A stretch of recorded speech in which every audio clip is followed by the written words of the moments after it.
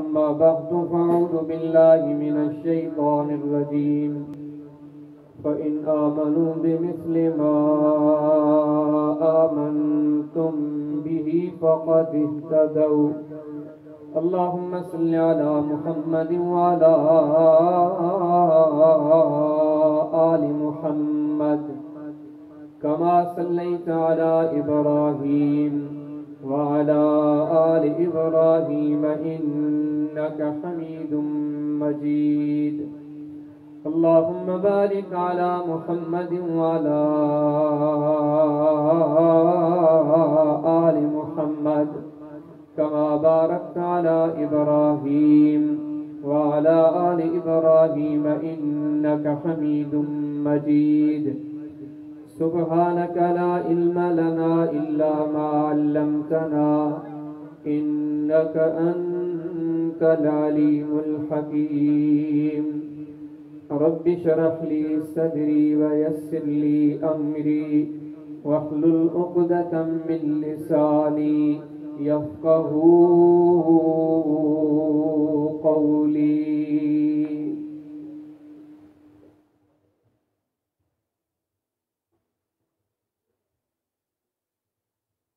साथियों, तो मुखाब में इंतहाई अजीम उन्वान से गुफ्तगू बुधी चुका है। नबी करीम अलैहिस्सलातु वस्सलाम जी अजमत शख्सियत या पाक करीम अलैहिस्सलातु वस्सलाम जिन जी सीरत की हैसियत इन बारे में हुए कलिमात वगैरह कीमती जेबा जेके इमाम बुखारी रहमहुल्लाह सही बुखारी में किताब अल-इत्तिसाम बिल किताबि व सुन्नह में और बात क्या है अल-इब्तिदाउ बिसुन्नह रसूलिल्लाह सल्लल्लाहु अलैहि वसल्लम उन्हें में जेके अल्फाज जिक्र किया जिब्रील अमीन पिछले मोहम्मद करीम अलैहिस्सलातु वस्सलाम की जात ना इशारो करे फरमायो हादा मुहम्मदुन सल्लल्लाहु अलैहि वसल्लम फर्कुम बैनन नास। ये समझो कि क़यामत की सुबह तक हक की बातिल के विच में फर्क करने वाली जात इन्हें मोहम्मद करीम अलैहिस्सलातु वस्सलाम दिया जेको इन्हें जो पैरोकारा हक जो ताबेदारा जो इन्हें जी अदान जो तारिका चाहे सारी दुनिया उन्हें के सच्चो चवे पर अल्लाह की शरीयत की नजर में उन्हें जी का भी हैसियत खाने का देवानुज़िल अला मुहम्मदिन व हुवल हक़्क़ु मिर रब्बिहिम ये वाहिद ज़ात जंहिंजे तमाम तर अदान की तस्दीक रब ताला का इरशाद फरमाए तो हिंदे हक की नाज़िल थियो फमा यंतिकु अनिल हवा इन हुवा इल्ला वहयु युहा। मुहम्मद करीम अलैहिस्सलातु वस्सलाम दे ज़बान दे जुमले जुमले जी रब ताला गारंटी दी इन अत्तबिउ इल्ला मा युहा इलैया इन ज़ात अक़दस से कदम कदम जी रब ताला गारंटी दी ऐ मुहम्मद करीम अलैहिस्सलाम तमा दुनिया के चो आऊं तो सिर्फ अल्लाह जी वही जो पैरोकार पर हाने इन अजीम ज़ात दी अदान सुन्नतन यानी की तालीमात संकी निभाए दे इन उन्वान के सामने रखने इंशाअल्लाह नज़ीब इंतहाई इख्तिसार सा अजो की ही निशिस्त में अलीम सहाबी सैयदना मुआविया रज़ियल्लाहु ताला अन्हु जंदी सीरत तमाम सामो जिक्र कया तो ये समझो कि जो को मौज़ूआ है सीरत सैयदना मुआविया रज़ियल्लाहु ताला अन्हु है उनकी सीरत इंतहाई तवीला उनकी सीरत जो सिर्फ एकड़ो हिस्सो तो तमारे सामो जिक्र कया जंहिंमें उन्हनि नबी करीम अलैहिस्सलातु वस्सलाम की ज़ात सां मोहब्बत जो इज़हार कयो नबी करीम अलैहिस्सलातु वस्सलाम की सुन्नतन सां मोहब्बत जो इज़हार कयो नबी करीम अलैहिस्सलातु वस्सलाम की सुन्नतन ते अमल करण जो जज़्बो रखियो। सिर्फ इन नुक्ते के सामो रखी करे तन गुज़ारिशा तमारे सामो जिक्र करिया तो इन्हनि शयुनि खे बयान करण जा मक़ासिद काफ़ी सारा यानी एकड़ो मक़सद दी हुआ आओ ही तवा नबी करीम अलैहिस्सलातु वस्सलाम जे इन अजीम सहाबी सैयदना मुआविया बिन अबी सुफियान रज़ियल्लाहु ताला अन्हु जिनकी शख्सियत के उनकी अज़मत के सुञाणियो उन्हें खां पोइ जेको ॿियो अहम मक़सद आहे इन मौज़ू के बयान करण जो समझण समझाइण जो ॿुधण ऐं ॿुधाइण जो तो ॾिसो ही सहाबा किराम रिज़वानुल्लाहि अलैहिम अजमईन जिन्हनि जो ताल्लुक नबी करीम अलैहिस्सलातु वस्सलाम जी ज़ात अक़दस सां महज़ लफ़्ज़नि जे हद महदूद कोन्हे को महज़ रस्मी कोन्हे को बल्कि ही नबी करीम सल्लल्लाहु अलैहि वसल्लम जी हिकड़ी हिकड़ी अदा सा हिकड़ी हिकड़ी सुन्नत सा की मोहब्बत रखंदा जो नुक्तो मुके तवा के एक बेरो बीहर ने पासे मुतवज्जे करे तो तमाम पंजे मामलात ते गौर कयो तमाम इनन वांगर नबी करीम सल्लल्लाहु अलैहि वसल्लम जी सुन्नतन जो कदर कयो छो त क़यामत की सुबह तई जेला अल्लाह तबारक व तआला को उसूल बयान करे गयो व इन आमनू बिमिस्लि मा आमनतुम बिही फक़द इहतदौ दुनिया तवा के मोमिन करार दे पर अल्लाह जी नजर में तवा मोमिन तदे तसव्वुर कया वेंदो तदे लेख्या वेंदो जडे तवा मोहम्मद करीम अलैहिस्सलातु वस्सलाम के असहाब जे नक्शे कदम ते हलंदो सारी दुनिया अल्लाह जी रज़ा जी तलबगार पर फरमाई तरफ जो रज़ामंद उन्हनि खे नसीब थींदो वसाबिकून अल-अव्वलून मिनल मुहाजिरीन वल अंसार वल्लज़ीना तबऊहुम बिइहसान रज़ियल्लाहु अन्हुम व रज़ू अन्हु जेके मोहम्मद करीम अलैहिस्सलातु वस्सलाम जे असहाब जे नक्शे कदम ते हलिया हाणे उन सहाबा जी अज़ीम जमात मजा सैयदना मुआविया रज़ियल्लाहु तआला अन्हु उन्हनि जो छा ताल्लुक नबी करीम अलैहिस्सलातु वस्सलाम जी ज़ात सां पाक करीम अलैहिस्सलाम जी सुन्नत सां केतरी मोहब्बत आ चंद गालियों तव्हां जे साम्हूं ज़िक्र करियां थो ही मिसाल मोए तव्हां कई मरतबा ॿुधो हूंदो जो इमाम बुखारी रहमहुल्लाह सहीह बुखारी जे अंदर किताबुल जनाइज़ जे अंदर बाब कायम कयो अल मौत यौमल इस्नैन सूमर जे ॾींहं जी वफ़ात जो बयान वरी मशहूर हदीस आहे अम्मा आयशा सिद्दीक़ा रज़ियल्लाहु तआला अन्हा इरशाद फरमाईंदियूं इमाम सिद्दीक़ अकबर जी नबी करीम अलैहिस्सलातु वस्सलाम जी ज़ात अक़दस सां गॾी मोहब्बत हुई जो बाकी मामलात में नबी करीम अलैहिस्सलातु वस्सलाम जी अदान जी पैरवी कई हुई सही हत्ता के जिंदगी में जेके आखिरी ॾींहं आया पाण बीमार थी पिया अलील थी पिया बिस्तर आला लते हत्ता के पंहिंजी कमज़ोरी पंहिंजी बीमारी खे ॾिसी करे सम्झी विया कि शायद हाणे मुंहिंजी ज़िंदगी जो सफ़र पूरो थियण वारो आहे उन टाइम ते अम्मा आयशा फरमाया थी आखिरी ॾींहं खां हिकिड़ो ॾींहं अॻु में सूमर जो ॾींहुं वफ़ात अंगारे जो ॾींहुं आहे सैयदा फरमाया थी त सूमर जे ॾींहुं मूंखां बाबे अबू बकर सिद्दीक़ पुछा कयो अय्यु यौमिल यौम न्याणी आयशा ॿुधा अॼु ॾींहुं छा जो आहे फरमाया थी मूं ॾिसो यौमल इस्नैन बाबा साईं अॼु सूमर जो ॾींहुं आहे फरमाईंदा इहो ॿुधी करे पंहिंजे ज़ुबान मां कलिमात कढंदा काश हालत बीमारी जी पर सुन्नत सां नबी करीम इस्लाम जी ज़ात सां सीरत सां हेॾी मोहब्बत आहे पाण फरमाईंदा इहो ई सूमर जो ॾींहुं आहे जंहिं ते नबी करीम अलैहिस्सलातु वस्सलाम जन दुनिया छॾी वफ़ात कई काश अल्लाह मूंखे बि इन सूमर जे ॾींहं ते मौत ॾे इहा मोहब्बत आहे पर इन खां पोइ अगरि सहाबा किराम जे अंदरि तव्हां को ॿियो मिसाल ॻोल्हणु चाहियो जेको इन जहिड़ो हुजे तो वो तमा के मिलो सैयदना मुआविया रज़ियल्लाहु तआला अन्हु जो हदीस किताब मुस्नद अहमद में सैयदना मुआविया बिन अबी सुफियान रज़ियल्लाहु तआला अन्हु जिन जी हदीस में हदीस मिलदी जिन उम्र 63 साल दी 63 साल की उम्र में मथे जा वार चढ़ातिया दाढ़ी जा वार चढ़ातिया एकड़े डी माण्हुनि जे विच में खुतबे लाउ थिया ऐं पाण छा पिया फरमाइनि तो फी रसूलुल्लाह सल्लल्लाहु अलैहि वसल्लम व हुवा इब्नु सलासिन व सित्तीन फरमाइंदा नबी करीम अलैहिस्सलातु वस्सलाम जने वफात कई ही पाण करीम अलैहिस्सलातु वस्सलाम जन जी उम्र 63 साल हुई वरी फरमाइंदा व फी अबू बकरिन जने अबू बकर सिद्दीक वफात कई व हुवा इब्नु सलासिन व सित्तीन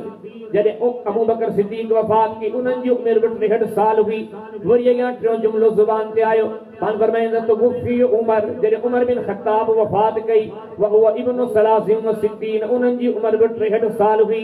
इन टिनी शख़्सियतनि जा तस्करा करण खां बाद ने पाण फरमाइंदा व अनल यौम फी सलासिन व सित्तीन हाणे मुंहिंजी उम्र 63 साल थी चुकी आहे सोच चाहे त मन अल्लाह मूंखे बि इन उम्र में मौत ॾे ये मोहब्बत नबी करीम सल्लल्लाहु अलैहि वसल्लम सां जंहिंसां मोहब्बत हूंदी आहे ये दुनिया जो दुस्तूर आहे माण्हू उन जूं ॻाल्हियूं तलाश कंदो आहे वाह मिसे मोहम्मद करीम अलैहिस्सलातु वस्सलाम जो साहबी सैयदना मुआविया बिन अबी सुफियान रज़ियल्लाहु तआला अन्हु हदीस किताब मुस्नद अहमद हदीस मुआविया बिन अबी सुफियान जी सीरीज ताबी से बोलो फरमाया तो पंज मजलिसुन में अक्सर छा कंदा हा फसालक मन नबी सिहिम माण्हू का पुछा कंदा हा वेहो मुझे साम्हूं मूंखे रसूलुल्लाह सल्लल्लाहु अलैहि वसल्लम जंहिंजूं हदीसूं ॿुधायो नबी करीम अलैहिस्सलातु वस्सलाम जंहिंजूं ॻाल्हियूं ॿुधायो दुनिया में जंहिंसां मोहब्बत हूंदी आहे माण्हू उन जूं ॻाल्हियूं ॿुधणु पसंदि कंदो आहे दुनिया में जंहिंसां मोहब्बत हूंदी आहे माण्हू उन जा बार बार तस्करा करणु पसंदि कंदो आहे उन जूं ॻाल्हियूं करणु पसंदि कंदो आहे ही मोहम्मद करीम अलैहिस्सलातु वस्सलाम जो उहो सहाबी आहे जिन सीरत तैयबा ते पढ़ूं था दुनिया खां बि पसंदि कंदा त दुनिया वारा मूंखे मोहम्मद करीम अलैहिस्सलाम जूं ॻाल्हियूं ॿुधाइनि पर हिनजे दिल जी तमन्ना हूंदी आहे त माण्हू वेहनि ऐं उन्हनि खे मोहम्मद करीम अलैहिस्सलातु वस्सलाम जूं ॻाल्हियूं ॿुधायां मुस्नद अहमद हदीस सैयदना मुआविया बिन अबी सुफियान जी सीरीन न रुगो हदीसूं ॿुधाइनि था कई मजलिसनि में ईअं थियो पिछले मोहम्मद करीम अलैहिस्सलाम जो प्यारो सहाबी सैयदना मुआविया बिन अबी सुफियान रज़ियल्लाहु तआला अन्हु हदीस वजे तो माण्हुनि खे चवंदो आहे हदीसूं ॿुधायो पिछले मोहम्मद करीम अलैहिस्सलाम जूं ॻाल्हियूं ॿुधायो माण्हू पिछले मोहम्मद करीम अलैहिस्सलाम जूं ॻाल्हियूं ॿुधाइनि था ॿुधी करे आख़िर में फरमाईंदा तव्हां त सभिनी ॿुधायूं पर वेहो हाणे आउं थो तव्हांखे ॿुधायां अला अज़ीदुकुम हदीसन समिअतुहु मिनन नबी सल्लल्लाहु अलैहि वसल्लम तव्हां त मूंखे मिठड़े मोहम्मद करीम अलैहिस्सलाम जूं हदीसूं ॿुधायूं ॻाल्हियूं ॿुधायूं पर हाणे वेहो त आउं मुसलमाननि जो अमीर मोमिनीन वरी तव्हांखे त नबी करीम सल्लल्लाहु अलैहि वसल्लम जूं ॻाल्हियूं ॿुधायां ही मोहब्बत आहे नबी करीम सल्लल्लाहु अलैहि वसल्लम जी अदान सां ॻाल्हियुनि सां एतिरो त अमल करण जो जज़्बो एतिरो त नबी करीम सल्लल्लाहु अलैहि वसल्लम जी अदान ते अमल करण जो जज़्बो अल-अदबुल मुफ़रद पढ़ो इमाम बुखारी हिकिड़ो बाब जो काम करे अल इंबिसातु इलन नास हदीस आनो सैयदना मुआविया रज़ियल्लाहु तआला अन्हु कहिड़ी ॻाल्हि था कनि फरमाईंदा समिअतु मिनन नबी सल्लल्लाहु अलैहि वसल्लम नफ़अनी अल्लाह जॾहिं बि नबी करीम अलैहिस्सलाम जी ॻाल्हि मूं ॿुधी जॾहिं बि नबी करीम अलैहिस्सलातु वस्सलाम जी हदीस मूं ते पुगी आहे फरमाईंदा मूं रुॻो ॿुधी कोन्हे हर हदीस ते अमल करे मुंहिंजे रब जे दरां मूं नफ़ो कमायो आहे ही नबी करीम अलैहिस्सलाम जे अदान सां मज़बूत ताल्लुक़ फरमाईंदा जॾहिं बि मूं नबी करीम अलैहिस्सलाम जूं ॻाल्हियूं ॿुधियूं आहिनि उन्हनि ॻाल्हियुनि जे मथां अल्लाह ताला मूंखे तौफ़ीक़ ॾिनी मूं अमल कयो मुंहिंजे रब मूंखे नबी करीम अलैहिस्सलाम जे हदीसनि जे ज़रिए फ़ाइदो ॾिनो कई यकीन ॼाणो वरी जंहिं नुक़्ते में अञा अॻिते वञो न हे नज़ीम इंसान की नबी करीम अलैहिस्सलाम यकीन ॼाणियो हींअर असांखे हिन मुआशिरे में हिननि शयुनि खे सम्झण जी ज़रूरत आहे माण्हू जंहिंजो संदरो ठगी ते कूड़ ते उहे अहिड़े अज़ीम इंसाननि जे लाइ खुली करे तबसरा कनि पिया पर जे हिननि जी हक़ीक़तनि सीरतुनि ते नज़र कंदो वञूं अज़मत भरियूं सीरतूं माण्हू कूड़ बयान कंदे ख़ुदा की आहिनि असांजे मुआशिरे में सच बयान करण वारा पुटी विया कॾहिं हदीसनि जे किताबनि मां मुस्नद कुतुब खे साम्हूं रखी करे हिननि माण्हुनि जी सीरत त पढ़जे केॾा क़दामत आहे नबी करीम अलैहिस्सलातु वस्सलाम जे अदान ते सुन्नतनि ते एतिरो अमल करण जो जज़्बो आहे यकीन ॼाणियो हिकिड़ी हदीस रखंदा वञो हिन माण्हू जो अमली जज़्बो ॾिसंदा वञो तव्हांजो ज़मीर गवाही ॾींदो मोहम्मद करीम अलैहिस्सलाम जा असहाब त सभु आला आहिनि पर ही आला असहाब में बि आला ज़ात आहे हदीस किताब अल मुस्नद सुनन नबी दाऊद में किताबुल इमारा में हे मतलब बाब कहन के बाब मा यलजिमुल इमाम हदीस आंदो अमीरुल मोमिनीन हा अल्लाह ताला हिकिड़ो रोड हिकिड़ो वकार हिकिड़ो मक़ाम ॾिनो हो काफ़ी माण्हू ईंदे लहराईंदा हुआ वेहंदे लहराईंदा हुआ ॻाल्हियूं कंदे लहराईंदा हुआ हदीस वञे थो त हिकिड़े माण्हू हिकिड़े साम्हूं अची करे हिकिड़ी हदीस ॿुधाई पाण चवण लॻा हदीस ॿुधाइण वारा अमीरुल मोमिनीन नबी करीम अलैहिस्सलातु वस्सलाम जो फरमान आहे पाण फरमाइनि था उहो अमीर उहो सरपरस्त उहो ज़िम्मेदार जेका माण्हू परे माण्हू उन ते पहुची कोन था सघनि माण्हू उनखां परे रहनि था माण्हुनि जी ॻाल्हि ॿुधी नथो सघे अहिड़े क़िस्म जे अमीर जे लाइ नबी करीम अलैहिस्सलातु वस्सलाम फरमायो अल्लाह ताला वरी अहिड़े माण्हू जे ऐं पंहिंजे विच में हिजाब ॾेई छॾींदो रमज़ी वरी उन जी बि कोन ॿुधंदो हदीस में दे दो ये हदीस बयान करण वारे बयान करे मस कई पाण हिकिड़े माण्हू खे घुराए करे हुकम ॾिनो पाण घर में तुंहिंजी ड्यूटी हिकिड़ी आहे उहा तुंहिंजी ड्यूटी आहे त तूं माण्हुनि जे विच में रह माण्हुनि जा मसला ॿुधी मूं वटि खणी अच त मोहम्मद करीम अलैहिस्सलातु वस्सलाम जी हिन हदीस ते अमल थी वञे ये न बेजो नबी करीम अलैहिस्सलातु वस्सलाम की तालीम मौजूद कि हदीस के छदे विया इमाम अहमद बिन हंबल मुस्नद अहमद में सैयदना मुआविया रज़ियल्लाहु तआला अन्हु जी हदीस में ये हदीस मुबारक आंदी हिकड़े ॾींहुं ईअं थियो पाण हिकिड़ी मजलिस में आया किबार सहाबा रज़ियल्लाहु तआला अन्हुम अजमईन वेठा जी सैयदना मुआविया रज़ियल्लाहु तआला अन्हु ने मजलिस में आया तो वेठल माण्हू इस्तिक़बाल में उथण लगा बाग उथिया ऐं बाग उथण वारा हा जेको माण्हू उथण वारो हो उन्हें पाण इशारो करे फरमायो इजलिस अल्लाह जा बेन वेही वन छाजे ला समेत रसूलुल्लाह सल्लल्लाहु अलैहि वसल्लम मन सरबु अन यतमसल लहुर रिजालु क़ियामन फलयतबवा मक़अदहु मिनन नार फरमाइंदा नबी करीम अलैहिस्सलातु वस्सलाम जर खामदो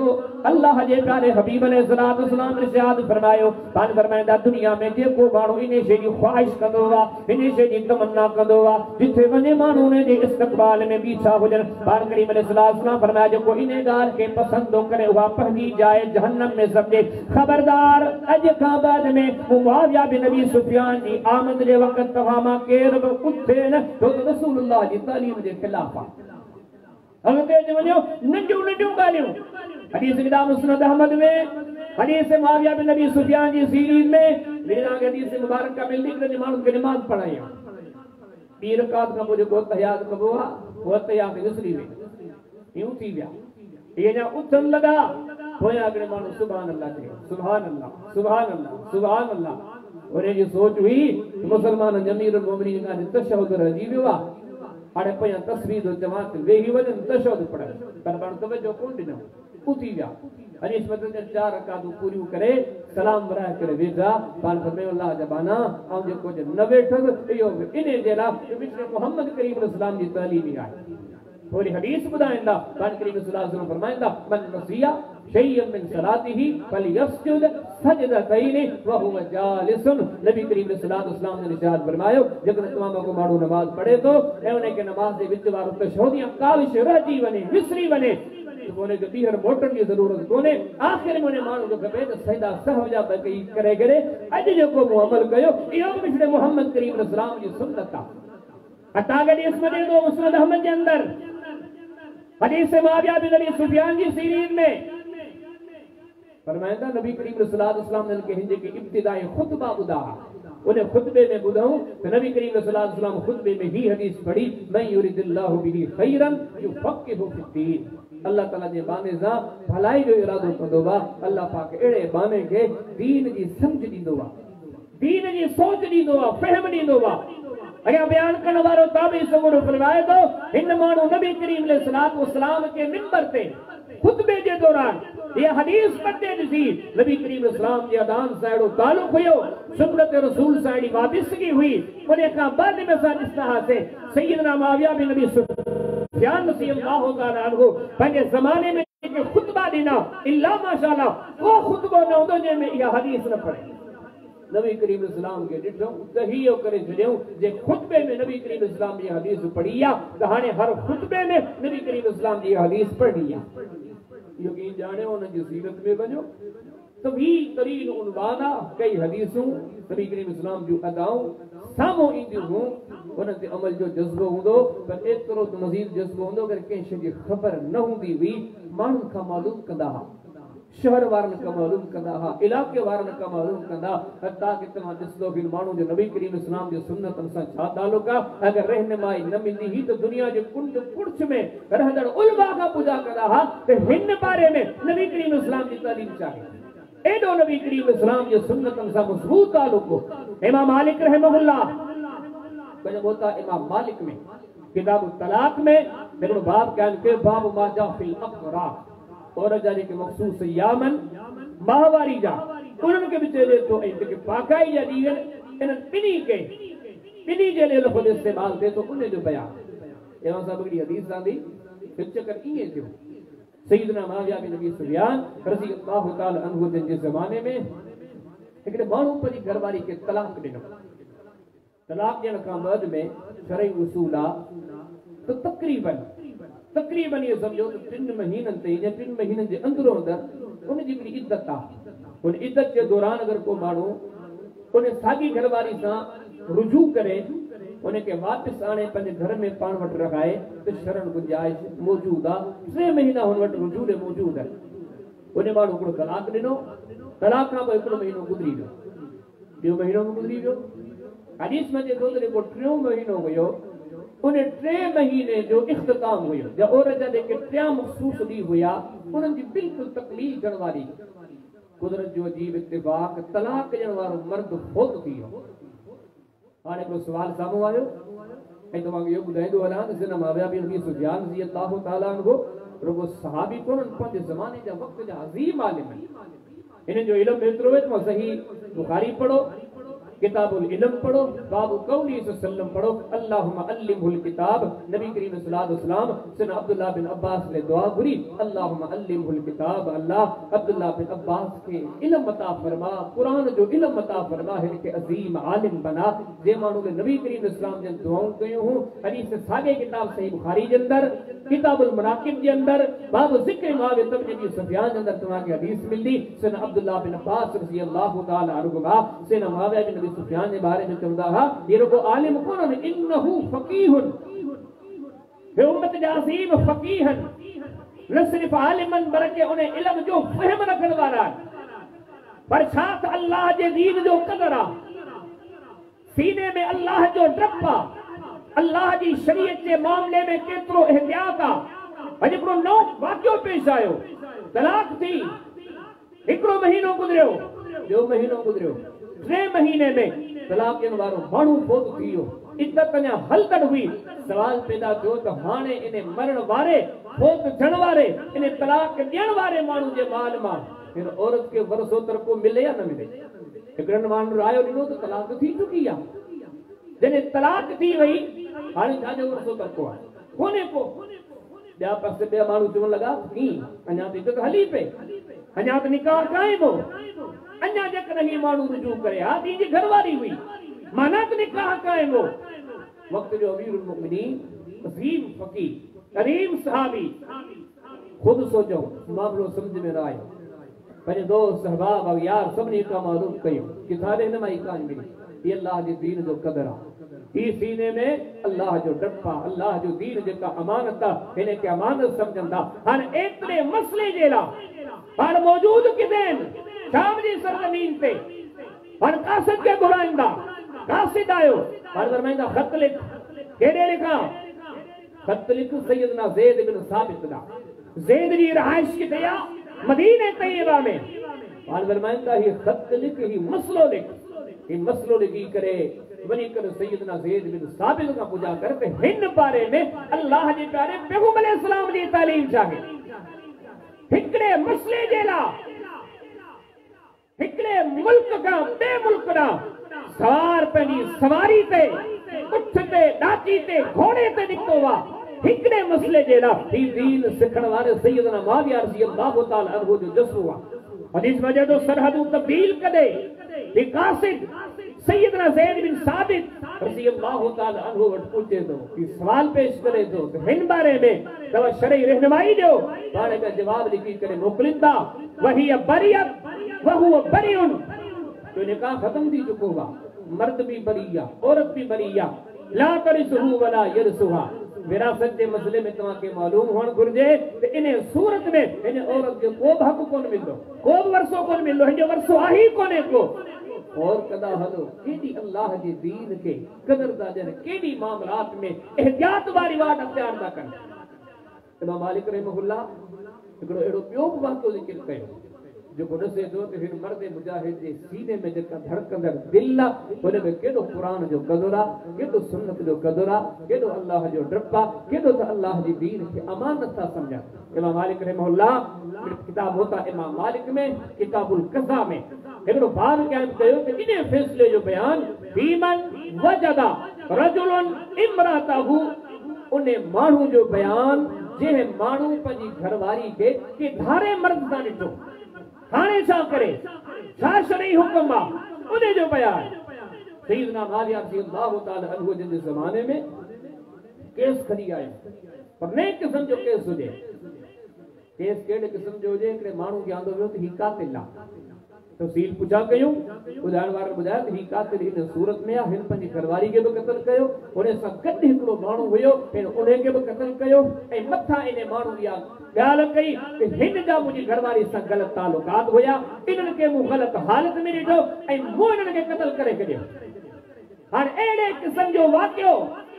सैयदना मुआविया रज़ी अल्लाह ताला अन्हु जे जॻह करे कोन थियो, या जेके मौजूद हुन इलाइक़े जा माण्हू हुया हुननि खे गर्दा कनि। तव्हां ॿुधायो हिन मामले में तव्हांजी रहनुमाई छा आहे? सब चुन लगा असा के ते मामले में का रहनुमाई काने का। अल्लाहु अकबर। कुरान जा कदरदान, सुन्नत जा कदरदान, शरीयत जा कदरदान, वक्त जा अमीन कदे तो मोहम्मद करीम अलैहिस्सलातु वस्सलाम के दा सुना जुमला इरशाद फरमाया हदीस सैयदा मुस्नदुल बज़ार में सैयदना अब्दुल्लाह बिन बुसर रज़ी अल्लाह तआला अन्हु ने हदीस में नबी करीम अलैहिस्सलातु वस्सलाम फरमाया फइन्नहु कवियुन अमीन। देखिए माविया अमीन इंसान अमानतदार ये मोहम्मद करीम अलैहिस्सलातु वस्सलाम ने के जुमला कया इन गारिन जे करे हाने इन्ने मसले जला पान पूछा कयो हाने सा करे कि सारे नमाई न मिली मानू मौजूदा गिरफ्तारा बनाने फैसलो ये देबो ये मोहम्मद करीम अलैहिस्सलातु वस्सलाम दी तालीम आ शरीयत दी तालीम आ जने मामलो समझ में ना आयो सादी सूरत हाल पान कासिद गुरायो कासिद आयो पान फरमाइंदा देख जो के खत लिख राया यो सवाल लिखी करे काले खणी व냐 फरमाइंदा सैयदना अबू मूसा अशअरी रज़ी अल्लाह तआला अन्हु जनवट खणी वन नबी करीम अलैहिस्सलातु वस्सलाम जो अलीम सहाबिया वक्त जो अजीम आलिम पर अबू मूसा अशअरी के इहो जब जा अबू मूसा यही मसलो तुके समझ में न अचे त अलीउल मुर्तज़ा का पूछा कर इन मामले में नबी करीम अलैहिस्सलाम की तालीम चाहे शरीयत की तालीम चाहे हदीस में दे दो तो सवाल करण वारो वो कातिब खत लिखी सवाल लिखी फिर अबू मूसा अशअरी वठ को अबू मूसा अशअरी की सवाल पर सवाल पढ़ियो पर में जवाब मुखे पकोंदो होते पर अग्या जेको आशंदा सैयदना अली रज़ी अल्लाह तआला अन्हु उन्हें सा मुलाकात करे सागो सवाल खड़ी कर से अबू मूसा अशअरी रज़ी अल्लाह तआला अन्हु सैयदना अली रज़ी अल्लाह तआला अन्हु बताया आए अली ही सवाला पर सवाल नसी करे फरमायो कत्ल वारो मामलो तो पोवा उन्हें के पो बुलाए गो पेरा ते इने मानू का पूछा कयो तो जका इने मर्द ते इने औरत ते तोहमत हइया थोड़ चार गवाह आइन पेरा ने तोहमत जो फैसलो कबो कत्ल वाले मामले के पोनी बरीदा से जे कदा इयो मानू गवाह पेश न तो करे पेरा ते तोहमत की सजा लगनी ही नबी करीम अलैहिस्सलाम की तालीम आ ही दीन जो फहम आ इने दे पेरा तोहमत की सजा लगती तोहमत की सजा का बाद में वो कत्ल के मामले के निबरो दी दो दादा समझो फिदा वक्त दा फकीहा वक्त दा आलिम हिकड़ी शे जन कनरान दा रसूलुल्लाह की तालीम चाहिए वो हता के नंढा मसला असा जी सोच में हकीकत दिया शरीयत जो को भी मसलो नंढड़ो कोने शरीयत किथा आई आ आसमान ता आई आ की आई आ वही दे जरिए आई आ वही दा छाप सामन रब सी जकर अपने पैगंबर से कलाम करे एक यो तरीको पैगंबर के दिल में विजे दो तरीको फरिश्ते के असल सूरत में मोकले दो तरीको फरिश्ते के इंसान की सूरत में रवानो करे चौथो तरीको हिकड़े दीन जे मसले जेला इनन तक्सी अक़साम मजा के न तरीके अल्लाह अरशन ता नबी करीम इस्लाम दे वही नाज़िल किया हां तवा के आऊं तवा गौर कयो हर दीन जे अमर जेला अल्लाह एडो इंतजाम कयो हां की तो थी सके जो आऊं तवा चऊं शरीयत जो ही मसलो नंढो आ